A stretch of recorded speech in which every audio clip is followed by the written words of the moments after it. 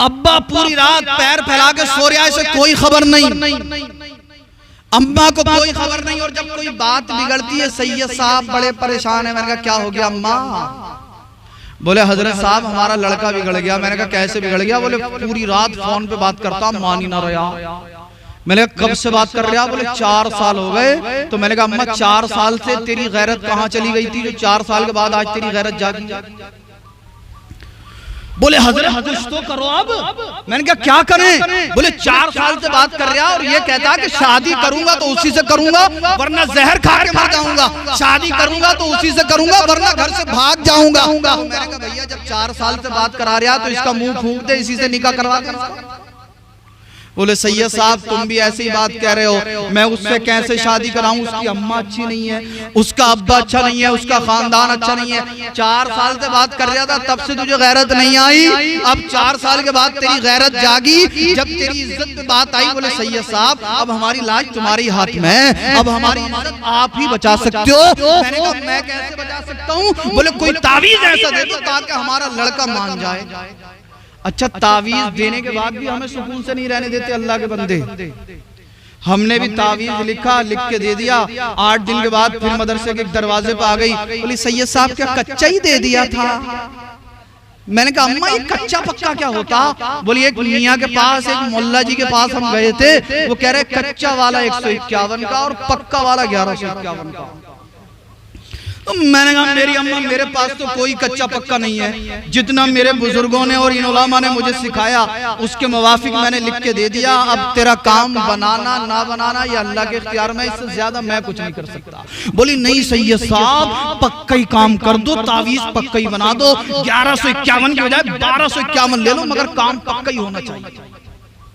मैंने कहा बेगैरत तेरा लड़का नमाज एक वक्त की नहीं पढ़ता, चेहरे पे दाढ़ी नहीं रखता, नबी पर दुरूद नहीं पढ़ता, माँ बाप का अदब नहीं करता, बड़ों का एहतराम नहीं करता, उलमा से मोहब्बत नहीं करता, उलमा की ताज़ीम और तकरीम नहीं करता, जब देखो फोन जब देखो फोन जब देखो फोन पे लगा रहता है। ये बता अब तेरी इज्जत कैसे बचेगी? अब तेरी इज्जत का जनाजा तो निकलनी है। बोली कुछ भी करके तावीज दे दो, कोई वजीफा पढ़ो या कोई मिट्टी पढ़ के दे दो, चीनी पढ़ के दे दो, नमक पढ़ के दे दो, तो अगर हमारी इज्जत बचा लो। मैंने कहा बेगैरत अगर तूने अपने बच्चे के हाथ में मोबाइल की जगह अगर कुरान दिया होता तो आज तेरी इज्जत नीलाम ना होती। तूने अपने बच्चे के हाथ में नबी की हदीस दी होती, आज तेरी इज्जत नीलाम ना होती। बच्चा कुरान में अल्लाह का जिक्र करता, कुरान पढ़ता चला जाता, अल्लाह उसके दिल को अपने नूर से मुनव्वर फरमाता चला जाता।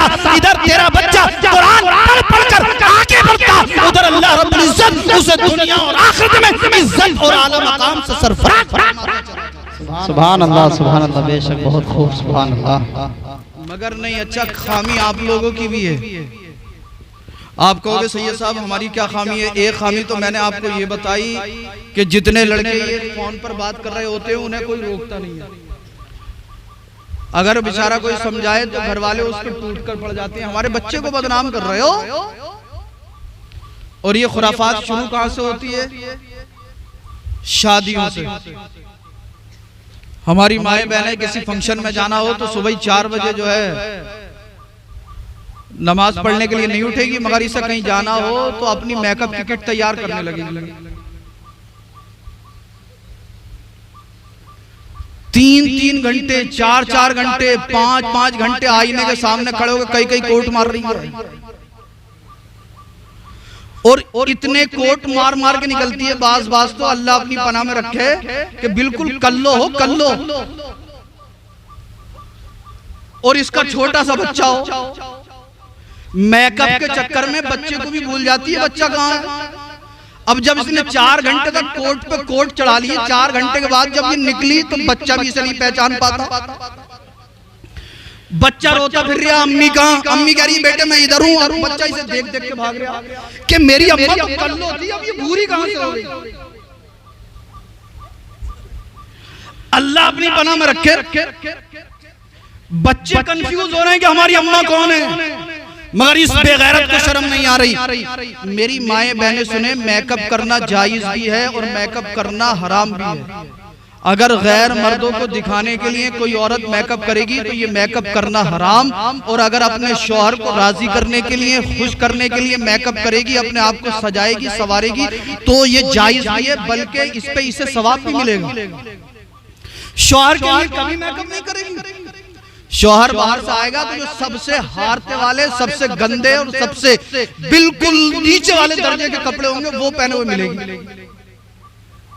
और मियाँ घर में घुसेगा तो मियाँ के आते के साथ कभी किसी के सर में दर्द है, किसी के पैर में दर्द है, तुम्हें कोई खबर है मेरी? तुम तो पूरे दिन बाहर रहते हो, जब घुसते हो घर में तुम्हारी अम्मा ने मुझे ये कहा, तुम्हारी बहनों ने मुझे ये कहा, मेरे सर में दर्द है। दिन भर खूब हंसी ठिट्ठे हो रहे थे, देवरों से मजाक चल रही थी, मोहल्ले पड़ोस के जो इसके रिश्तेदार थे उनसे मजाक चल रही थी। जैसे ही घर में शौहर आया, मेरे सर में दर्द, मेरे दिमाग में दर्द, में बीमार रहती हूँ, तुम्हें मेरी खबर नहीं है। मैंने कहा ये मेरी बहन, तुझे क्या हो गया? तेरी गैरत मर गई, तेरी हमीयत हो गई। जिन लोगों से पर्दा करना जायज था, जिन लोगों के सामने चेहरा खोलकर आना हराम था, तो उनसे मजाक करती है, उनके सामने हंसती है, उनके सामने ठिट्ठे करती है। और जब शौहर घर में दाखिल होता है तू हंसती नहीं, तेरे चेहरे पर 12 बज जाते हैं, तेरे चेहरा जो है वो सुकर जाता, माथे पर तेरी झुर्रियां पड़ जाती है। शौहर के सामने कभी तेरे सर में दर्द, कभी पैरों में दर्द, कभी बदन में दर्द। अरे मेरे नबी की हदीस याद कर, सरकार फरमाते जब किसी औरत का शौहर घर में दाखिल हो और ये औरत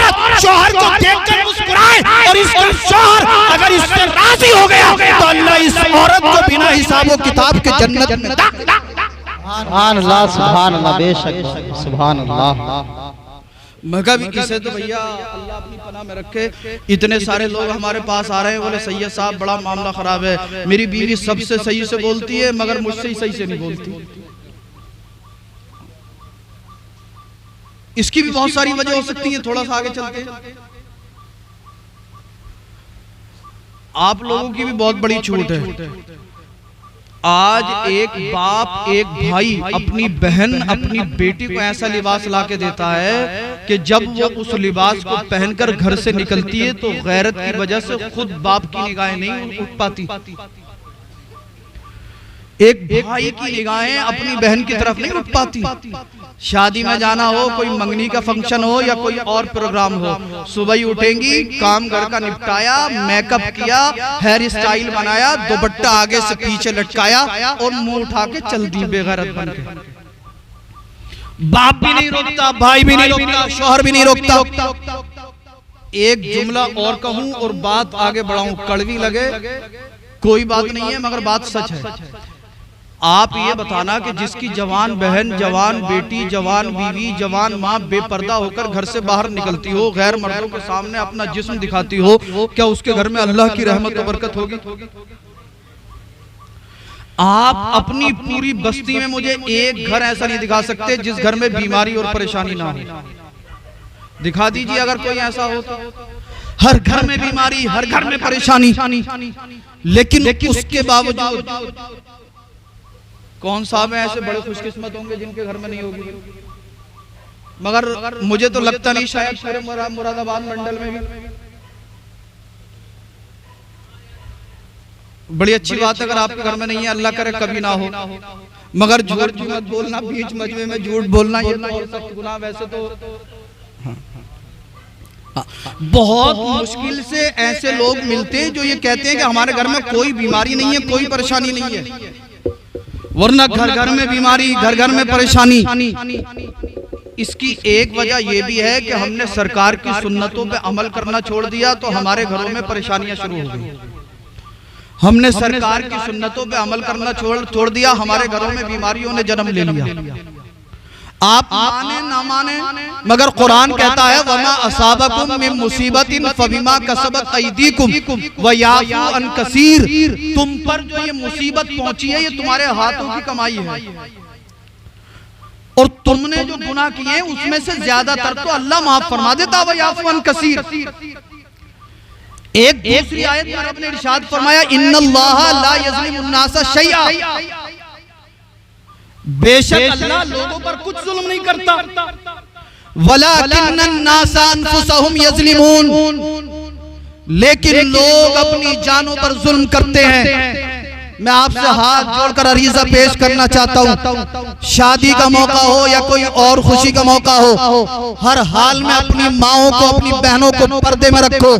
और मैं अपनी बहनों से, अपनी माओं से भी मुअद्दिबाना अंदाज में अर्ज करूंगा, जितना कह सकता था मैंने कह दिया, इससे ज्यादा मेरी ज़बान अदब कुछ कहने की हिम्मत और जसारत नहीं रखती। ए मेरी माओं, ए मेरी बहनों, तुम्हें खातून जन्नत के ज़ुहद व इत्तिका का वास्ता, अपने आप को पर्दे में रखो, पर्दे में रहकर कुरान पढ़ो, नबी पर दुरूद पढ़ो, घरों में बैठकर अल्लाह का विर्द करो, ला इलाहा इल्लल्लाह मुहम्मदुर रसूलुल्लाह का विर्द करो। आप पूछो इन उलमा से, आज के इस पुरफितन दौर में अगर कोई खातून पर्दे में बैठकर अल्लाह का जिक्र करे, रुकू सुजूद क़याम करे, दुरूद पाक पढ़े, अल्लाह की रहमत के फरिश्ते अर्ज़ करते होंगे, परवरदिगारे आलम, बारे इला, खालिक कायनात, मालिक कायनात, मौला, फला बस्ती है, फला का मकान है, फला की बहन है, फला की बेटी है, परवरदिगारे आलम, आज इस पुरफितन दौर में तमाम मोहल्ले की औरतें, तमाम खानदान की औरतें बेपर्दा होकर घूम रही हैं,